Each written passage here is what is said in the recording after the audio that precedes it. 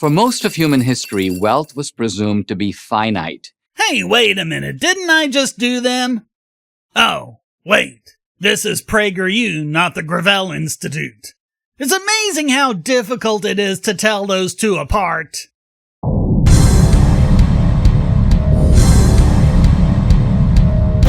Consider a boy on a playground with 10 marbles. How can he get more? There is only one possibility. He has to take someone else's marbles. Well, someone's lost their marbles for sure. Zero-sum fallacy for the lose. Until relatively recently, wealth was mostly in land, and the only way to get more land was to take it. Then explain how come international trade routes go back at least 80,000 years. Conquest was the natural mode of human acquisition. No, it wasn't. It never was. Conquest has always been the exception, and really only since governments were formed. That is what ultimately led to the system America's founders rebelled against. Alexander Hamilton, the first treasurer of the United States, had the answer. Task whiskey exactly the same way the British did and foment the same kind of rebellion? Under his brilliant stewardship,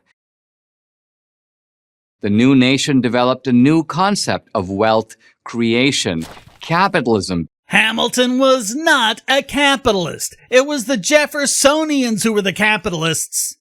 America could get more marbles. Without seizing anyone's marbles, we would just make new ones. Right, because no one had ever come up with that before. True, later in America's history, the government seized Indian land, but that wasn't Hamilton's idea. I have no clue what this has to do with anything. And obviously there were inventors and merchants around before America. You don't say. But America is the first society to be based on invention and trade. In spite of Hamilton, not because of him. America, as Karl Marx later understood, is the capitalist society par excellence. Hamilton was the man who made it so. No, Hamilton was the one who kept getting in the way of it. In contrast to Hamilton, the other leading founders, Washington, Jefferson, Madison, were Virginia farmers. If it were up to them, America would have been set up as a network of farming communities.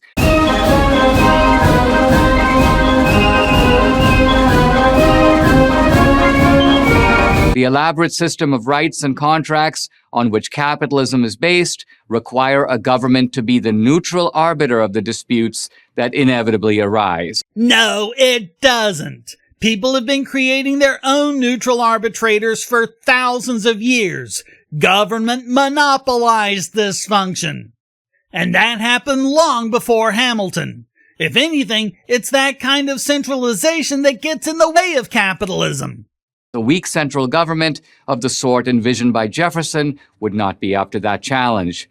A strong central government isn't capitalism at all. Fortunately, Hamilton's vision prevailed. Yeah, $30 trillion in debt. How fortunate. That vision included one more crucial component, one that is easily overlooked: patent protection for inventors and innovators. Monopoly power, that is, again, the opposite of capitalism. On the other hand, Jefferson, the father of American invention, never got a single patent for any of his work. He didn't believe in them. But that didn't stop him from inventing like it was going out of style. What did Hamilton invent? I won't go into the authoritarian and sociopathic history of copyrights and patents. Instead, I'll just link to a good video by Copy Me that goes into it.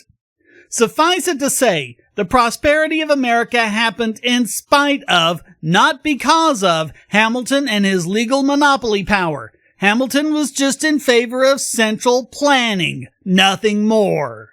It actually happened because America at the time was underdeveloped. So any policy that lessened the stranglehold the Crown had over the colonies was going to result in massive economic growth, but it's funny the parts that D'Souza doesn't mention. Like the part of the Constitution that says only gold and silver can be legal tender, which Hamilton worked like crazy to violate. He saw, quite rightly, that this system would be an incredible detriment to the mercantile class. He worked, quite wrongly, to prevent that from happening. That included the creation of an unconstitutional national bank backed up by $10 million in government bonds, over $250 million in today's dollars, and used it as a vessel for the creation of even more government debt. He was pretty much single-handedly responsible for the nation's first banking crisis in 1792.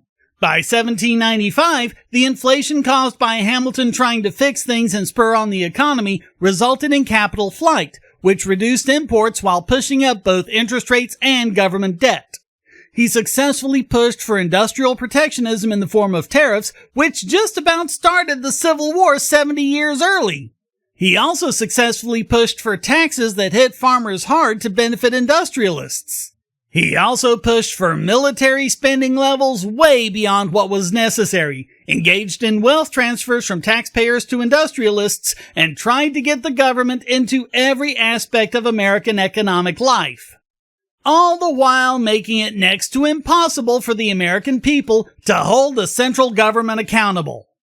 Any benefit any of those policies would have provided would have happened on their own sooner or later. It was the incredible harms that were unnecessary and completely avoidable. Unfortunately, the failure of people like D'Souza to learn the lessons of history is largely responsible for the situation we're in today. It's no accident because Alexander Hamilton was there at the founding, the man who understood that thanks to capitalism, you don't have to take anyone else's marbles to get more marbles of your own. Meanwhile, in this little place I like to call reality, Hamilton's policies put people under oppressive taxation, violated free speech, and plunged the country into debt.